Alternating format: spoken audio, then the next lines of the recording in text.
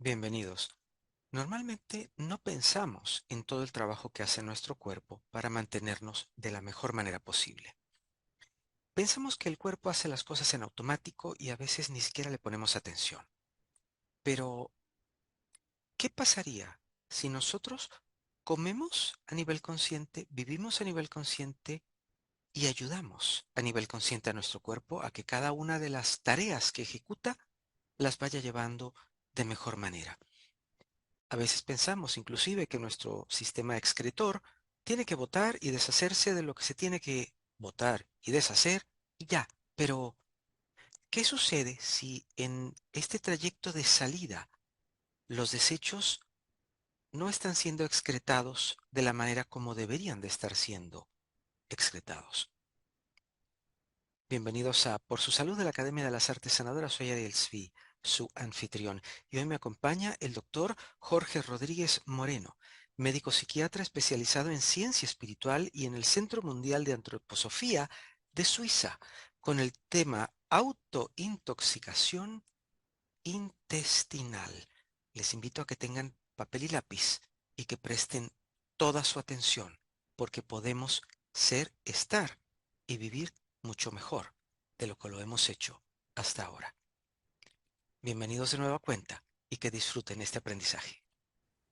Muchas gracias, Ariel, y gracias por los que están aquí presentes, interesados en escuchar este tema. Y bueno, pues yo creo que vamos a iniciar y se irán integrando los que van llegando después de la hora acordada. Lo primero que debemos entender aquí es de que el concepto toxina significa una sustancia que no debe de estar allí. Esto me recuerda un poco el concepto de basura. La basura es sustancia fuera de lugar. Si la basura se encuentra en su lugar, donde debe de estar, ya no es un problema, deja de ser basura. Entra en el proceso de la vida misma para reintegrarse a la naturaleza. Y en el caso del cuerpo, nosotros somos un organismo que tiene su propia regulación. Está regido por una inteligencia que hace que todo funcione sin ninguna perturbación. Si nosotros no fuéramos individuos, si no fuéramos conscientes de nosotros mismos, como es el caso de los animales, nosotros percibiríamos, por ejemplo, el hambre y de acuerdo a la cantidad de hambre, a la intensidad, comeríamos. Y cuando en nosotros surgiera el reflejo de la satisfacción, dejaríamos de comer. Eso sucede con los animales que viven en la naturaleza, o sea, libremente. Porque los animales que viven con los seres humanos, en su cercanía o incluso domesticados, se encuentran influidos por esto que sucede en el ser humano, que hace que nosotros percibamos conscientemente que la comida es rica, es sabrosa. Y esa es una experiencia que solo el ser humano puede obtener al comer. Se da cuenta que la comida tiene un sabor que le agrada y entonces quiere repetir la experiencia. Y entonces esto hace que ese placer producido en su boca pues sea más intenso que la voz del reflejo de la satisfacción. Esto es la vida humana. Todos los seres humanos, por el simple hecho de ser humanos, comemos muchas veces no solo porque tenemos hambre, sino porque tenemos ganas de disfrutar algo. Queremos placer. De manera que aquí ya estoy mencionando que la comida es uno de los principales factores que puede perturbar la armonía llamada salud, en la que está entrando constantemente sustancia nueva al organismo y tiene que eliminarse sustancia que no necesita, los residuos. Y esto debe de ser a tiempo, porque si no se convierten en toxinas, se convierten en basura. Así que el alimento nosotros lo ingerimos normalmente mínimo 3 veces por día, llamando desayuno lo que hacemos en la mañana, comida a mediodía y cena en la noche, al menos aquí en México. 3 comidas hacemos comúnmente todos los días. De manera que es importante conocer que nosotros no vivimos de lo que comemos, sino que vivimos de lo que digerimos.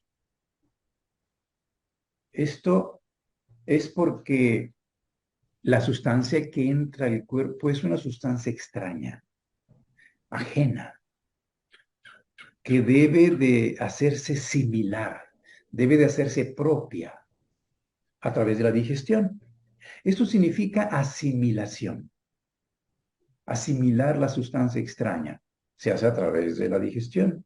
De manera que eso que comemos, que afuera puede ser derivado de una semilla, de un tallo, de hojas, de frutos, raíces, o incluso productos de animales, directos o indirectos, dejen de ser sustancia extraña y se conviertan en mi propia sustancia. Y eso es porque tengo la capacidad de eliminar todas las fuerzas que las construyeron, todas las fuerzas que construyeron el alimento. Y el alimento humano se constituye principalmente de tres, vamos a decir, tres principios, de tres grupos. Y estos son los carbohidratos, las grasas y las proteínas. De manera que de estos tres, nosotros ingerimos mínimo un 50% carbohidratos. Y el resto puede distribuirse entre proteínas y grasas. Por supuesto que también hay vitaminas, hay minerales, líquidos, etcétera. Pero estas tres sustancias son las que requieren digestión. Lo demás no. Requiere que dejen de tener la estructura original y puedan convertirse en sustancia propia.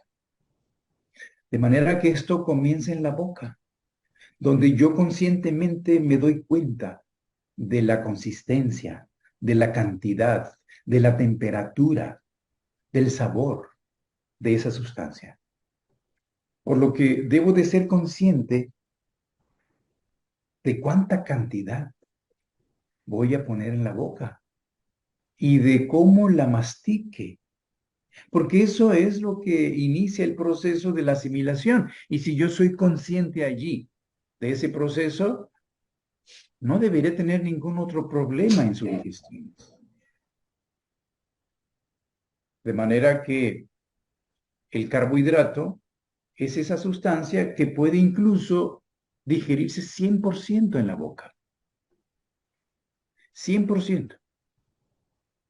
La mayor parte del origen de nuestros carbohidratos son almidones. El almidón es una sustancia que es glucosa, grupos de unidades de glucosa, agrupadas químicamente en esa molécula llamada almidón, que no puede ingresar ni debe ingresar al organismo dentro del intestino, a la sangre, al cuerpo. No puede ni debe ingresar como tal debe de desintegrarse, degradarse, o sea, digerirse. Y eso sucede con la saliva. La saliva contiene una sustancia llamada amilasa, que es capaz de desintegrar, desdoblar el almidón en sus componentes hasta finalmente tener glucosa en la boca. Y esa es la unidad más sencilla y simple del carbohidrato, que es la que se utiliza como fuente de energía en todo nuestro organismo. De manera que el proceso de la digestión va desde almidón hasta glucosa, o sea, de polisacárido, que es el almidón, una molécula compuesta de muchos azúcares, hasta el monosacárido llamado glucosa. Esto es lo que puede hacer una buena masticación consciente y esa insalivación en la boca.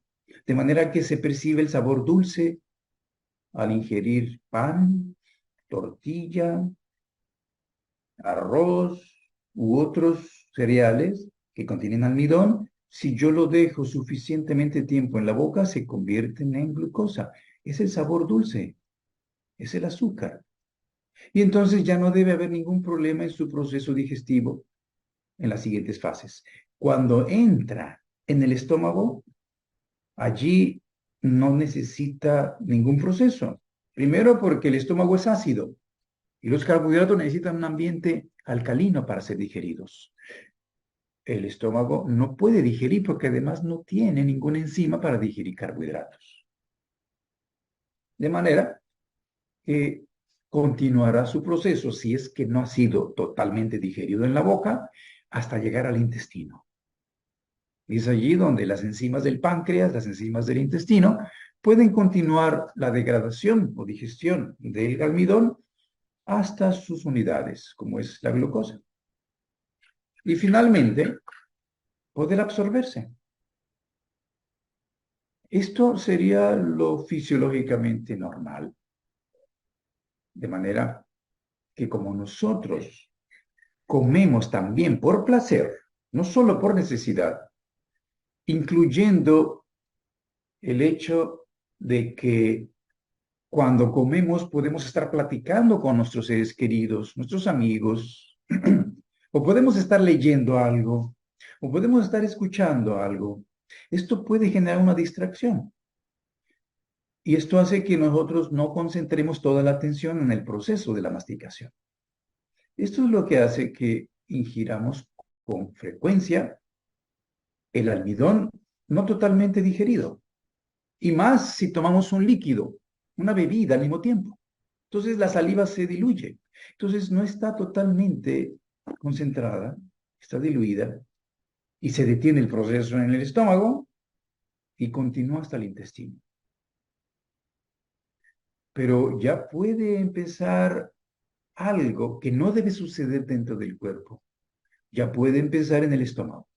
Porque el estómago tiene 37 grados centígrados de temperatura y está húmedo. De tal manera que el almidón y los carbohidratos en general, si están sujetos a humedad y calor, pueden ser atacados por bacterias. Y el estómago puede contener todavía bacterias, sobre todo porque nosotros ingerimos líquidos a la hora de comer o antes de comer, y esto diluye los jugos gástricos del estómago, como el ácido clorhídrico. Entonces ahí ya hay bacterias. Esas bacterias son normales, existen en la boca, existen en el ambiente, existen en los alimentos, no son estériles. Y esas bacterias son las bacterias de la fermentación, que son levaduras, son hongos. De manera que allí ya puede comenzar la descomposición del almidón, de los carbohidratos en el estómago, y esto genera gas. Y este gas es alcohol. Los carbohidratos, al descomponerse en la fermentación, producen un alcohol que se volatiliza normalmente. Y claro, esto continúa también la posibilidad en el intestino, el duodeno, más abajo, porque ahí hay bacterias también. No debería, pero la debilidad del estómago, por lo que he mencionado, y por procesos crónicos inflamatorios, de dejar pasar bacterias y ascender bacterias del intestino grueso. En el intestino delgado también tenemos este proceso de la fermentación, como descomposición del almidón causado por bacterias. Esto no debe ocurrir, a menos que sean cantidades muy pequeñas, que sería normal, donde se produce alcohol todos los días, que es un gas que uno siente como aire que infla el abdomen y que por ser permeable el intestino, la mayor parte se absorbe. Pero puede salir. Lo sentimos y lo dejamos salir cuando llega al intestino grueso en forma de gas que se desprende. O pudiera, cuando está en el estómago, salir en forma de eructo. Y es un gas que no huele, porque es alcohol. Puede ser metano, propano, etano, butano incluso, pero no huele, pero es inflamable. Esto sería la ventaja de ese gas, que si alguien siente muchos gases y si es por fermentación, pues no huelen y socialmente podría ser aceptado mientras no se oiga. Que esto cause vergüenza en algunas culturas, en otras no se causa eso. Pero como no se sabe si hay otros componentes allí, pues siempre puede ser muy riesgoso. Pero es lo más sano que uno deba eliminar los gases. Pero la mayor parte de los gases se absorben y al ser absorbidos van directamente primero al hígado. Aquí comienza la primera fase de la autointoxicación a través del intestino.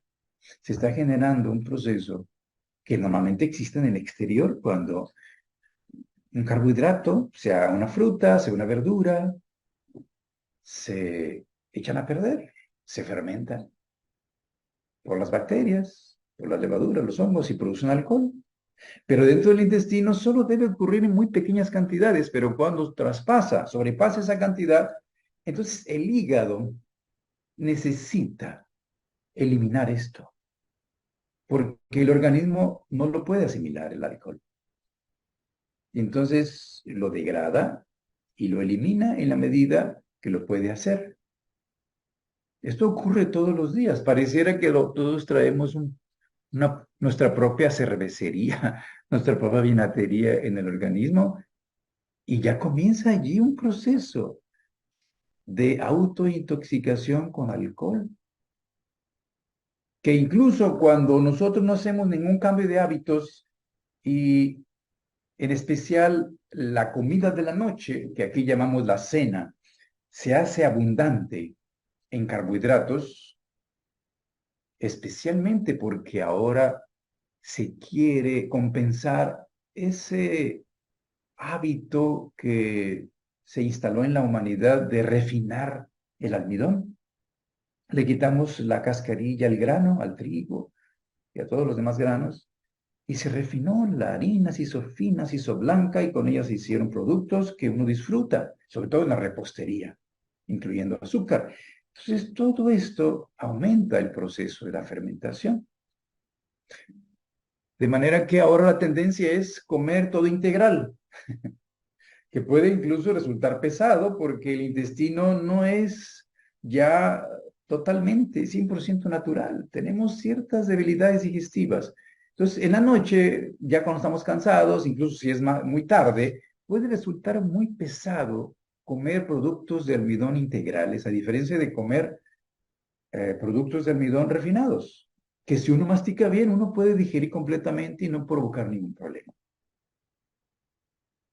Pero cuando se produce esto a causa de comer integral, pues uno debe saber que hay que masticarlo bien, porque requiere mayor proceso digestivo, porque ahí hay mucha celulosa.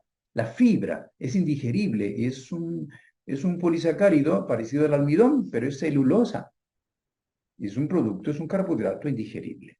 Y esto, claro, ayuda al volumen del intestino para eliminar los residuos. Pero cuando es demasiado, en la noche, ya cansados, el intestino no alcanza a digerirlo y gran parte de lo que hemos comido se comienza a descomponer por las bacterias. Esto es una de las principales causas de este problema de la fermentación, que con el tiempo hace que el hígado ya no pueda degradarlo a tiempo. Entonces, el alcohol comienza a circular por todo el organismo, no solamente allí. El hígado intenta eliminarlo, sino que se dispersa por todo el cuerpo. Y esto incluso se puede medir en la mañana en la exhalación. Al despertar a una persona le podemos medir con un alcoholímetro, un aparatito que uno exhala en él y hace un pip. Y aparece allí qué tanto promiles tiene en la sangre de alcohol. Me aparece ahí 0.4, 0.5, 0.6. Ya sería motivo de quitar la licencia a alguien si le hacen un control en la carretera, al menos en algunos países. De manera que esto está sucediendo todos los días y con el tiempo el sistema nervioso también se puede afectar. Se ha llegado incluso a ver personas que desarrollan cirrosis hepática sin ser alcohólicos. Desarrollan cirrosis hepática por el consumo excesivo de fibras, de celulosa, de carbohidratos en general durante el día y en especial en la noche, que no han sido bien digeridos. Esto es un proceso de autointoxicación constante, que con el tiempo va a generar la intoxicación del sistema nervioso. Y esto hace sentir fatiga, cansancio crónico, incluso estados de depresión, falta de ganas, incluso de levantarse en la mañana. Uno está medio borracho, tal vez estoy exagerando, pero uno se ha alcoholizado. Y con el tiempo, pues uno influye al sistema nervioso y esto puede ser causa de otros problemas que actualmente se generan por una congestión hepática y por un problema que no permite al hígado regenerarse y mantenerse al día. Y bueno, tenemos nosotros, además de los carbohidratos, pues las proteínas. Y las proteínas también pueden ser causa de autointoxicación en el intestino. Las proteínas no se digieren en la boca, pero deben ser bien masticadas, porque la primera digestión sucede en el estómago. En la boca solamente a través de la masticada, nosotros hacemos pequeñas porciones, en lo mejor que podamos. La salivación no hace ningún proceso digestivo allí, no hay ningún proceso químico. Pero en el estómago que tiene un medio ácido, ahí sí, la proteína requiere un medio ácido para ser digerida. Entonces el ácido clorhídrico más las enzimas llamadas proteasas que digieren proteínas comienzan a desdoblar eh, las proteínas. No importa si son de origen animal o vegetal. Las de origen animal, pues sabemos que pueden provenir de los huevos, de los lácteos, de la carne. Y las de origen vegetal, pues pueden ser nueces, pueden ser leguminosas, principalmente. Frijoles, lentejas, garbanzos, soya, etcétera. Que contienen en realidad más bien productos que se llaman polipéptidos. No son proteínas en sí, porque la proteína es una sustancia del animal. Los vegetales tienen grupos de aminoácidos que se llaman polipéptidos y que los animales y los humanos pueden comer para crear su propia proteína. De tal manera que requiere este también digerir en el estómago y también allí puede empezar un problema de descomposición si no tenemos la concentración adecuada de ácido clorhídrico y de enzimas digestivas por el hábito de tomar líquidos durante la comida que diluyen esos jugos. De manera que eso hace que las bacterias allí presentes comiencen una descomposición de la proteína que es diferente del carbohidrato. La descomposición del carbohidrato se llama fermentación y produce alcohol, que es un gas también. La descomposición de la proteína es la putrefacción. Son otras bacterias y generan también un gas, pero este gas es pestilente. a diferencia de la fermentación, que cuando sucede en el intestino y tiene que ser expulsado porque llega hasta el colon, la última parte del intestino grueso, pues tiene el inconveniente de que no es agradable socialmente por el olor, que es realmente putrefacto. Ya alguien puede incluso percibirlo fuera y decir, oye, te estás pudriendo, ¿vale? Realmente está habiendo putrefacción dentro de nosotros. Y estas sustancias son muy tóxicas. La mayor parte se absorbe porque el intestino es permeable. Y claro, van a ir a dar a la sangre. Y el primer órgano que recibe igualmente es el hígado. Y el hígado, al recibir estas toxinas, productos del desolamiento, de la descomposición por las bacterias, estas sustancias no deben entrar en el organismo. En el intestino, pues pueden ser expulsadas, pero ya dentro del organismo comienzan un proceso de acidificación. El proceso llamado envejecimiento celular es en realidad una acidificación continua que termina al final por no poder compensarla el cuerpo. Se está, además de oxidando constantemente, se está acidificando. Y estas pueden ser muy diversas. En el intestino se producen indoles, escatoles, nitrosaminas, cadaverinas y otras sustancias que, como ya dije, además de pestilentes, son muy tóxicas y dentro del organismo, el intestino, mejor dicho, el hígado, debe eliminarlas a tiempo. Y cuando ya no puede hacerlo, porque uno pues come todos los días, no somos ángeles, y también comemos proteínas de más. Ya no es el sabor dulce, pero es el gusto al paladar de comer productos proteicos, y la mayoría de los seres humanos en la civilización, en las ciudades, comen de más. Comen más de lo que necesitan proteínas. En la juventud se necesitan para el crecimiento, para la construcción de los músculos. Ya en los adultos solo para regenerar el tejido, la piel, la uña, el pelo, las células que están hechas de proteína. Pero estamos comiendo siempre de más. De manera que este es el riesgo de la autointoxicación generada por el exceso de proteínas mal digeridas en el estómago y en el intestino. De manera que cuando ya el hígado no alcanza a desintoxicar a tiempo, necesita echar mano del riñón, el sistema renal, que le está ayudando constantemente a eliminar los residuos, que puede ser el ácido úrico, la urea y otros ácidos que pueden por allí eliminarse. Pero los residuos principales, finales de la proteína son la urea y el ácido úrico.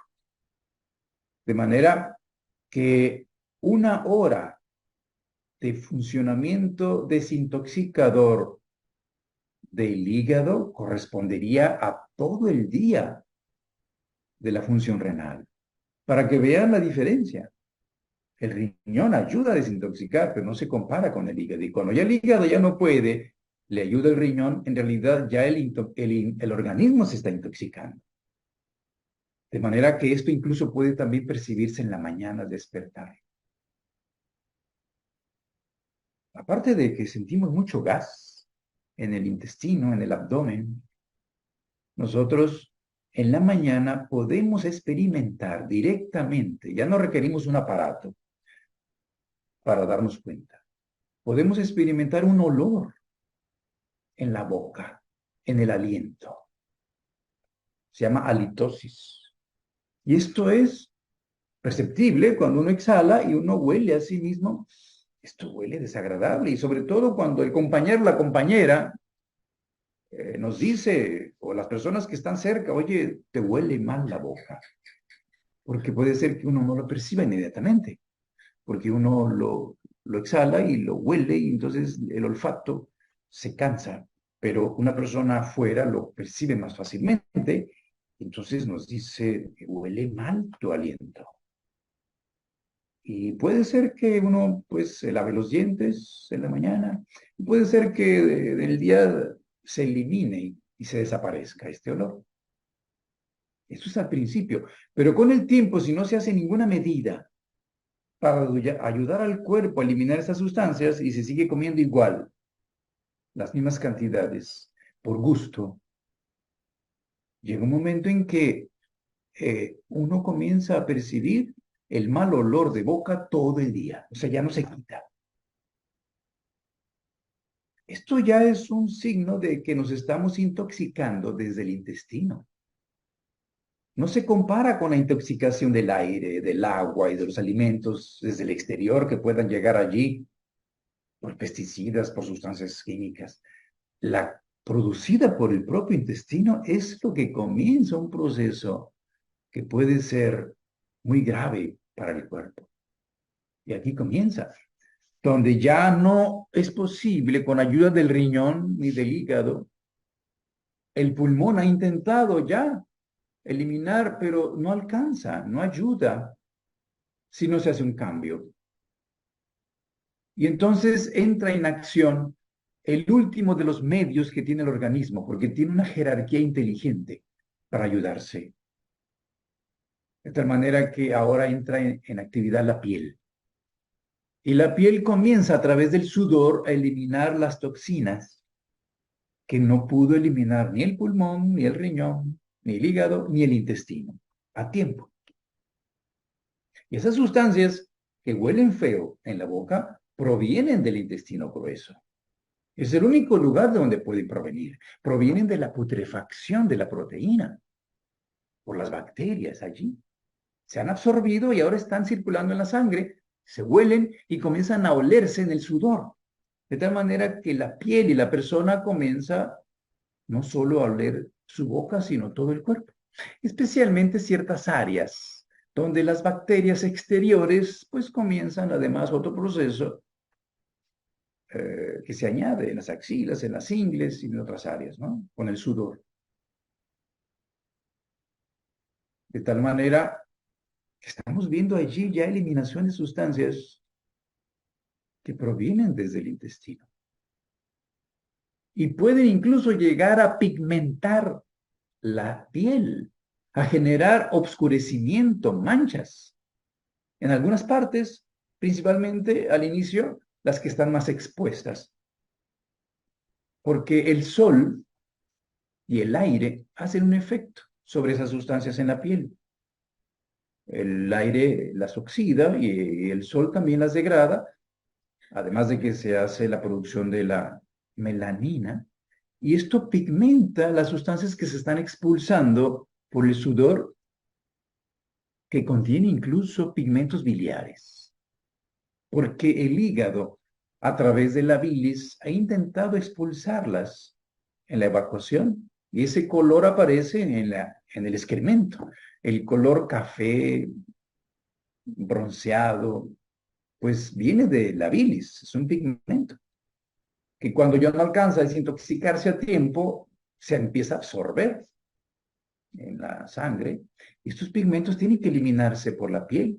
Entonces empiezan las manchas que pueden aparecer en la cara por estar expuestas más al sol, en ciertas partes de las mejillas, en la frente, dependiendo de la tendencia hereditaria que cada quien tenga, o incluso en las manos, en la piel, las manchas que empiezan a aparecer y uno dice, ah, estas las tenía mi papá, mi mamá, y parece que es una herencia.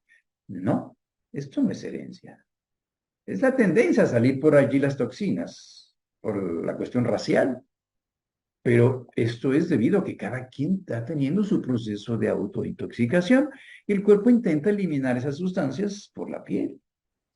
Y pueden ser incluso otras áreas, pueden ser los hombros, pueden ser incluso abajo en el seno de las mujeres que tienen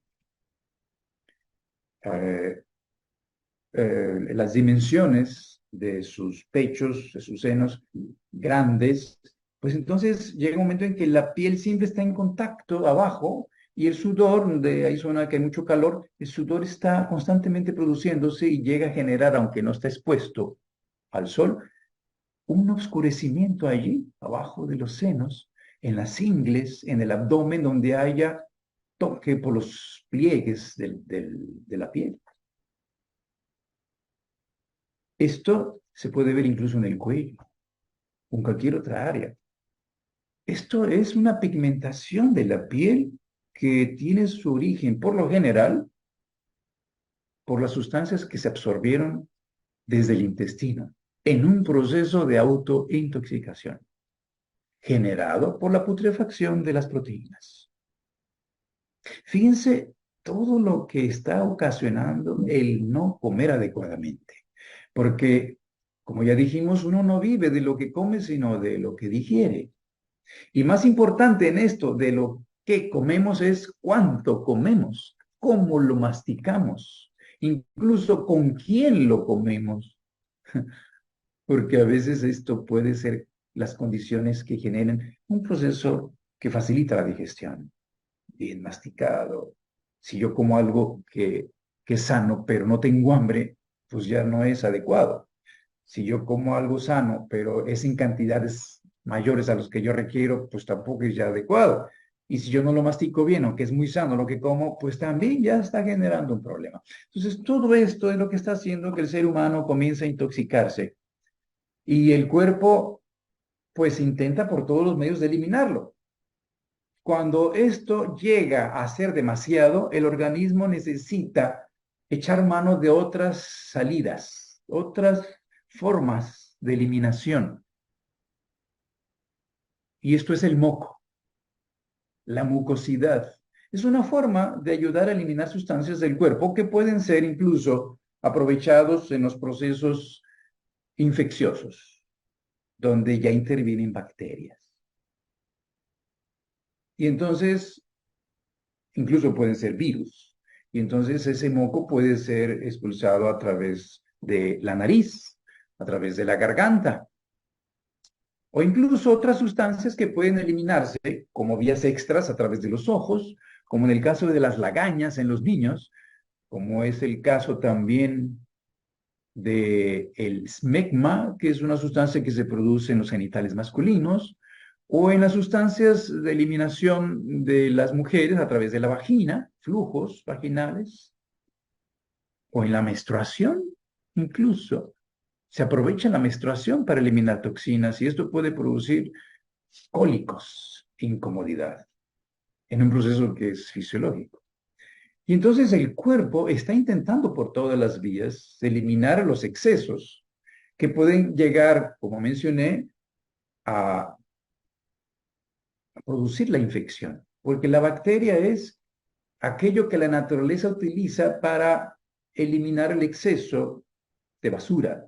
Afuera, esto sucede cuando nosotros dejamos en el suelo alrededor restos de comida sin limpiar el lugar. Llega un momento en que animales van a percibirlo y se van a acercar para comérselo. Es una forma que la naturaleza hace para limpiar siempre. Hormigas, ratas, cucarachas, pues van a detectar eso y se van a acercar para comerlo.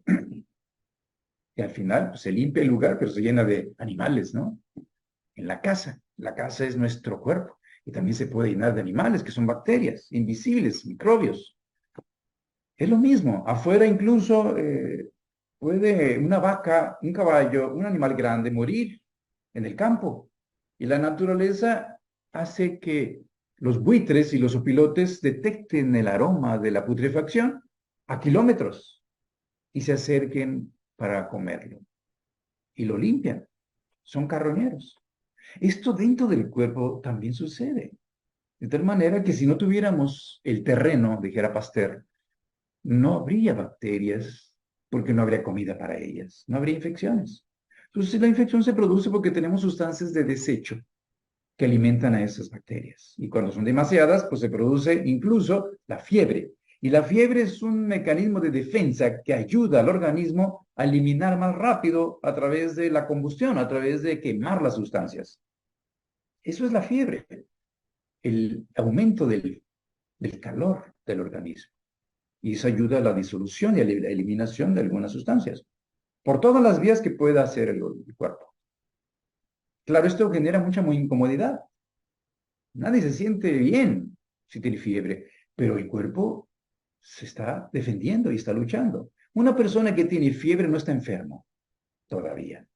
Está sano y por eso tiene fiebre. Y está luchando para eliminar las toxinas. Una persona que ya no tiene fiebre, entonces ya está enferma, porque ya no puede luchar para eliminar las toxinas. Entonces, la fiebre es un mecanismo de defensa como lo es la tos, como es el estornudo, como es el vómito, como es la diarrea, que son reacciones de defensa que el cuerpo tiene para eliminar aquello que está allí y estorba y no debe estar. Entonces, por eso cuando una persona estornuda, aquí, y creo yo que en toda Latinoamérica, decimos salud. ¿Por qué decimos salud cuando alguien estornuda? Porque el estornudar es un proceso de tanta fuerza vital que la velocidad en la que se expulsa el aire es muy alta. Requiere mucha vitalidad para ello. Y una persona que está muy enferma, guardando cama, por lo general no tiene esa fuerza para estornudar. Ya no es capaz de estornudar. Y cuando estornuda, uno detecta eso y dice, salud. Comienza a aparecer nuevamente la salud. Ese es el origen de decir salud cuando alguien estornuda. De manera que todos estos procesos que el cuerpo tiene es por la vitalidad que mantiene el equilibrio y quiere expulsar la basura y las toxinas y mantener la salud. De manera que llega un momento en que la inteligencia humana creyó que la bacteria era la causa del problema, los microbios. Es la causa de la infección y de la fiebre y del malestar y de la enfermedad, a fin de cuentas. Que algunos llegaron a decir, no hay enfermedades, solo hay enfermos, y es muy sabio. Pero el médico y la medicina comenzó a concentrar su atención en la bacteria como causa del problema y entonces descubrió, creó una sustancia llamada antibiótico, una sustancia que mata la vida de los microorganismos. Y entonces, con ello, claro, destruyó gran parte de las bacterias, incluso eliminándolas, y ya no había reacción, entonces aparecía la fiebre y entonces se sentía mejor la persona y comenzó a pensar, esta es la solución. Cuando es una falacia, porque además teníamos ahora en el cuerpo las bacterias muertas, más las toxinas que no eliminamos, más los antibióticos que son químicos extraños al organismo, que además afectan no solo los microbios, sino las células del organismo y los órganos. Que claro, no debemos satanizarlo. En algunos casos es necesario el uso de antibióticos. Casos específicos es importante, porque eso es un avance de la ciencia para poder contrarrestar en un momento dado la presencia de muchas bacterias. Pero así, en procesos comunes, infecciosos, incluso hasta virales, el antibiótico no tiene nada que hacer allí porque son virus, no bacterias, se abusa y el ser humano a través de esto empezó a hacer que el organismo reprimiera estas reacciones y ya no eliminara a tiempo las toxinas hacia el exterior. Comenzó a obligar al cuerpo a retener toda su basura, todas sus toxinas. Y entonces comenzó a aparecer en la historia de la humanidad la enfermedad crónica, porque cuando el cuerpo se defiende y aparece fiebre, tos, estornudo, diarrea, vómitos, incluso erupciones en la piel, inflamaciones, enrojecimiento y hasta pus, que se elimina por la piel toxinas. Estos son procesos agudos de la enfermedad. Claro, muy incómodas, incluso pueden complicarse y generar la muerte. Claro, si no se atienden bien. Pero esto permite a que el cuerpo luchara contra la enfermedad o contra lo que está sucediendo, que no alcanza a eliminar a tiempo. Y cuando ya es reprimido por estos químicos que no solo son antibióticos, sino antiinflamatorios, cuando la inflamación es un proceso de defensa contra la inflamación, contra el dolor, contra las bacterias, antipiréticos, antiinflamatorios, analgésicos. Todas estas sustancias son químicos extraños al organismo y el abuso de esto ha generado que hoy en día tengamos, además de otras causas, procesos degenerativos crónicos que no producen fiebre. Y hay mucha gente que dice, yo nunca me enfermo, nunca tengo fiebre, nunca tengo una gripe. Cuidado con eso, porque tal vez ya entramos en ese rango en el que el cuerpo ya no reacciona de forma aguda. Y esto puede ser un preámbulo para problemas más graves. Porque cuando el cuerpo ya no puede expulsar a tiempo las toxinas y es obligado a retenerlas, comienza el cuerpo, por su inteligencia, a colocarlas primero donde no lo puede matar. Y esto es el tejido conectivo, el tejido conjuntivo, que también le llaman. Ahí en medio, entre la grasa, el tejido adiposo, entre la piel, entre las articulaciones, ahí se empieza a acumular donde no mata al organismo, no invade todavía órganos vitales, pero comienza el volumen del cuerpo a cambiar. Y claro, es también incómodo y feo para muchos decir, es que mi cuerpo ha aumentado de peso y volumen, de tal manera que allí se están acumulando, además de grasa, toxinas y líquidos. Y estos neutralizan los ácidos acumulados en el tejido voluminoso del organismo, que se puede ver en muchas partes, puede ser el cuello, el abdomen, etcétera. Ahí hay acumulado toxinas, de manera que va a llegar un momento en que si no hacemos nada por cambiar los hábitos y seguimos comiendo igual, siempre, cosa que antes era distinto porque llegaba la cuaresma y en la antigüedad los seres humanos hacían algún ayuno por ahí, ¿no? Ayudaban a que el cuerpo eliminara una vez por año las toxinas acumuladas los últimos 12 meses. Y en primavera, pues era la fecha para desintoxicarse. El ayuno y la oración, para eliminar no solo sustancias físicas, sino también emocionales y mentales. De manera que actualmente, además de provocar los procesos degenerativos crónicos que obligan al cuerpo a retener las toxinas, esto puede llevar incluso a la degeneración de la célula. Y cuando la célula degenera en su metabolismo por el exceso de acidificación interna, esto hace aparecer el cáncer, aquello que ya el ser humano no sabe ni cómo tratar. Y claro, lo quiere eliminar de raíz, aparece una tumoración.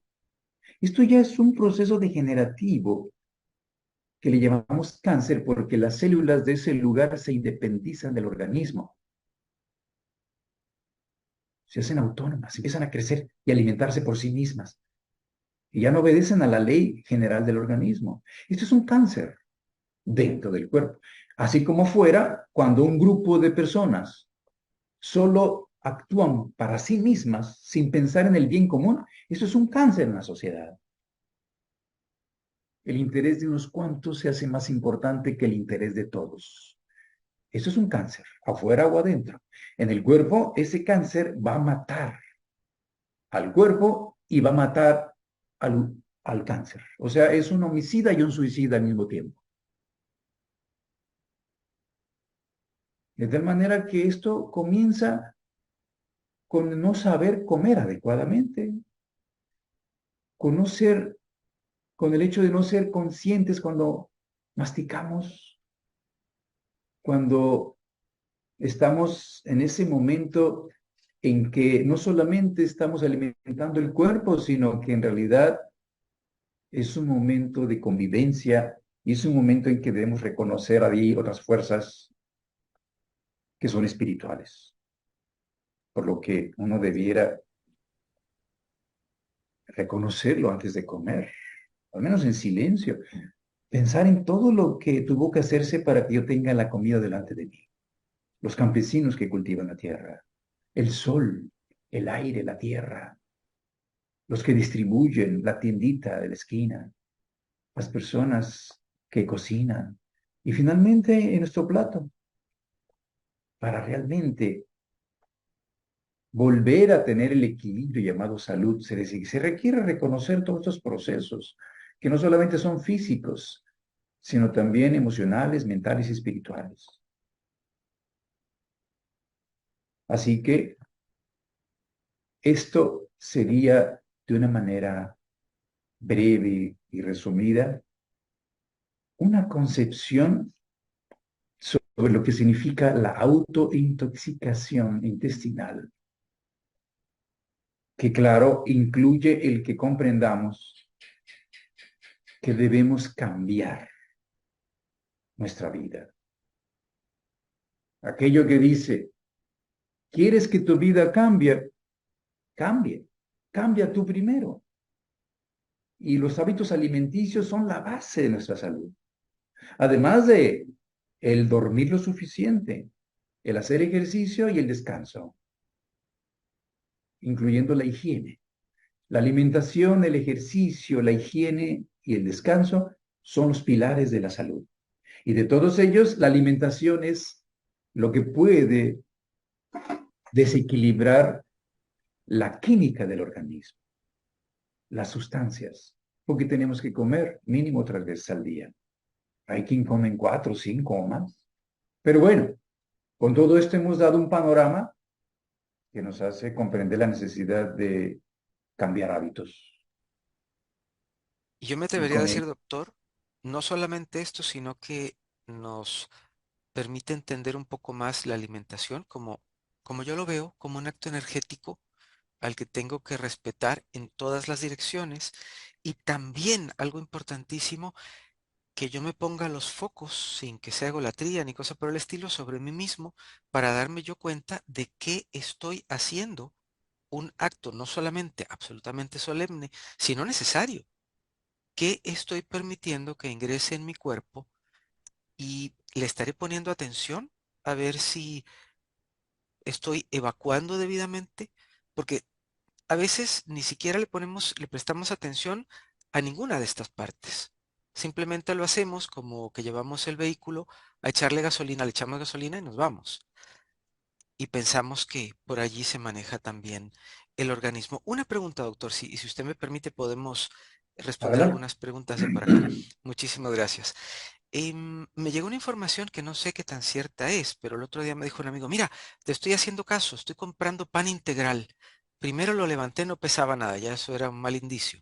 Para uno que es descendiente de centroeuropeos, que los panes son pesados y son de verdad que son integrales, o la mayoría, o al menos a los que yo estoy acostumbrado. Por otro lado, lo agarré, lo partí y yo dije, esto lo que tiene tal vez es un poco de colorante y un poco de algo que en realidad no sé definir qué es. Pero, ¿cómo saber, doctor, que algo, un pan, por ejemplo, cómo saber que un pan es verdaderamente integral o que algo es verdadera y realmente integral? Bueno, aquí lo que estás diciendo es el salvado. Por lo general se construyen los panes llamados integrales en la industria simplemente utilizando el salvado, que es la pasta exterior, la parte exterior de la cutícula del trigo, del grano, y se incluye, o sea, se ha hecho la harina refinada, se ha quitado todo y ese salvado extra se lo añaden a la harina refinada, pero no lleva el germen, no lleva las vitaminas, no lleva los minerales, todo lo que realmente sería un pan integral que hace sentirlo con un cierto peso. Entonces uno ve eso con un colorante, claro, además, eso lo ve como un engaño. Hay que tener mucho cuidado porque el verdadero pan integral tiene un sabor intenso, tiene un olor muy agradable por sí mismo. Y esto es característico. El pan bofo, que no tiene peso y que además no tiene mucho sabor, eso puede ser que tenga más químicos que realmente granos integrales. Esa es la realidad. Así lo creo, doctor, así lo creo. Y lo que vi definitivamente de integral. No tenía sino el nombre, pero bueno, ojo con eso, por favor. Ahora dice acá esta señora, señora me parece que es, sí, la señora Araceli, que tiene una amiga en el hospital y que le están dando antibióticos. Ella se imagina que en ese caso son necesarios, doctor, si es tan amable. Sí, claro, en un hospital eh, existen bacterias que son muy resistentes. Si uno no tiene por qué ir al hospital, no debería visitar o estar en el hospital así nada más, a menos que vaya precisamente a visitar a un familiar o a alguien que requiere. Pero el hospital es un lugar peligroso, porque allí se utilizan todos los días para miles de personas antibióticos y las bacterias que allí existen son bacterias que han desarrollado una resistencia especial. Entonces son muy fuertes, de tal manera que esto puede generar infecciones también que requieran el uso de antibióticos. Y claro, en el hospital la idea, el pensar de la medicina, pues es el convencional. Si hay una infección hay que poner un antibiótico. No creo que le permitan a alguien ir con una idea de estas al hospital y decir, oiga, no, necesitamos desintoxicar el cuerpo y no darle antibiótico. Pues la persona le va a decir ahí, pues sáquelo del hospital porque no le van a hacer eso aquí en el hospital. Tiene que llevarlo a un centro naturista o en su casa. Eso es delicado. Pero si es por una operación, por un accidente que están usando antibióticos, es importante reconocer que eso es una medida preventiva que siempre debe de usarse porque el cuerpo ha perdido la integridad y pueden haber entrado bacterias y hay debilidad allí por el accidente mismo, por la cirugía, y tenemos que usarlos, ¿no? Eso es algo rutinario, pero Y eso algo, es lo que puedo comentar. y algo muy importante, doctor, que usted nos lo está diciendo, quizás no directamente, pero nos lo está diciendo. Los antibióticos no son para abusar de ellos. Tengo amigos que ante cualquier cosa, como ya saben que no se repite el mismo antibiótico, o al menos así lo hacen ver ellos, pasan a otro. No es algo de abusar. Tenemos que ser muy responsables con ellos. También algo muy importante, usted nos está indicando, nos está invitando a que saboreemos los alimentos, que no nos los traguemos.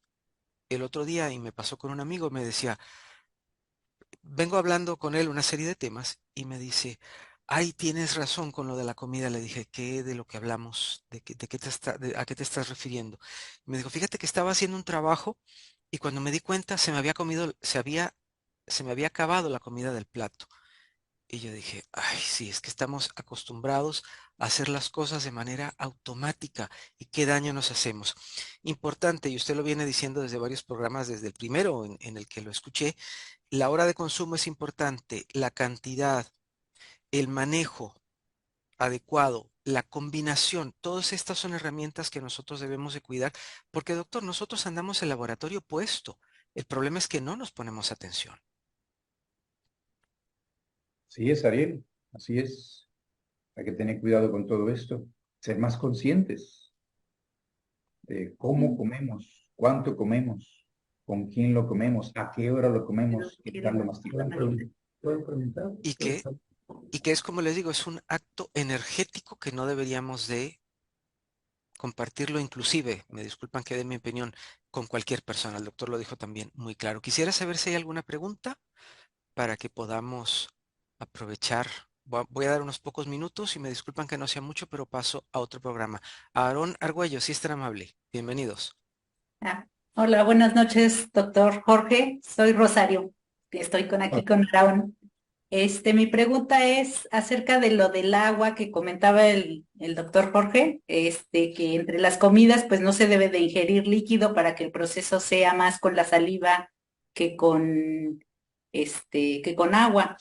Entonces, ¿el agua se recomienda cuánto tiempo antes o cuánto tiempo después de de los alimentos? Y en el día, durante el día, también, ¿cuántos litros o qué cantidad de agua se debe de tomar para estar Muy sano? bien, muy bien. Eh, lo más conveniente es que si uno pesa menos de 60 kilos, con 2,5 litros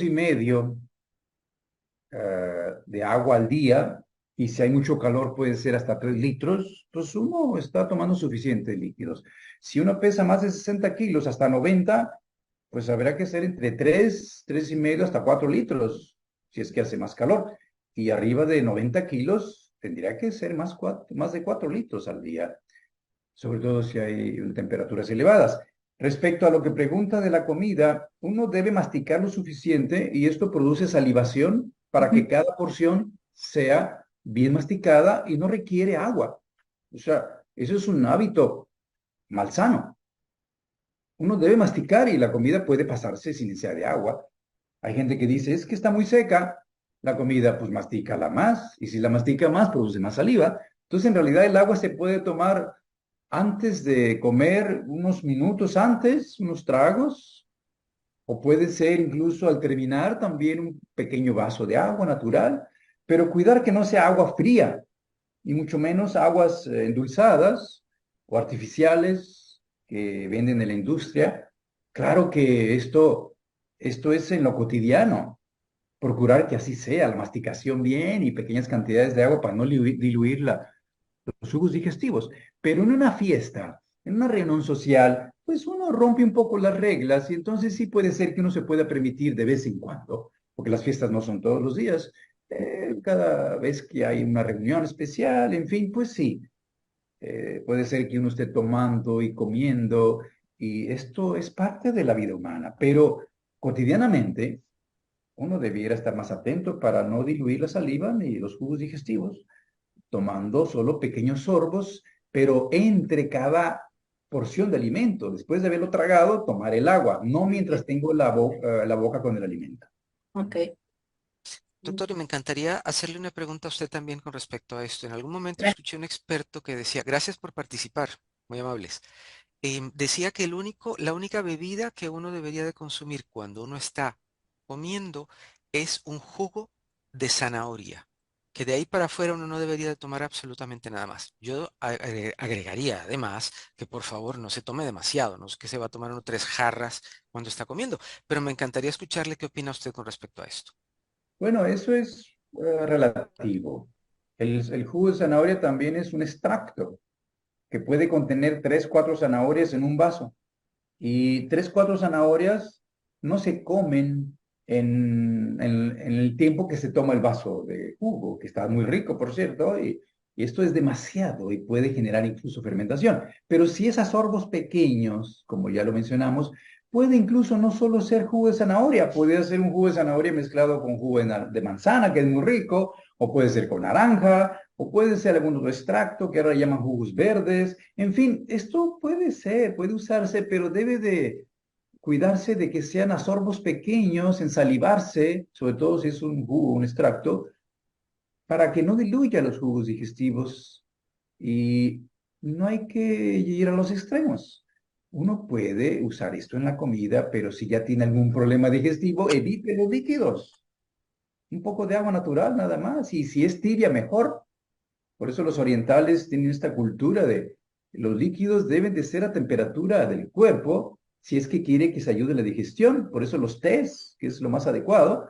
Entonces esto es menos problema porque el estómago tiene una temperatura de 37 grados, el té, el agua caliente, hace que favorezca la digestión e incluso pueda pasar del estómago fácilmente porque el píloro se abre solamente para dejar pasar su contenido si la temperatura es de 37 grados.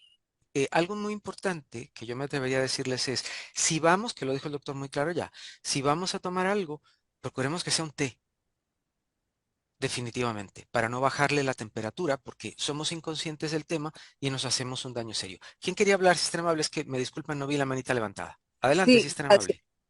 Mira, por lo menos aquí en Colombia acostumbramos mucho a consumir sopa o cremas. ¿Eso es correcto? Por O, supuesto, por ah, supuesto, pero en especial los lugares donde hace frío.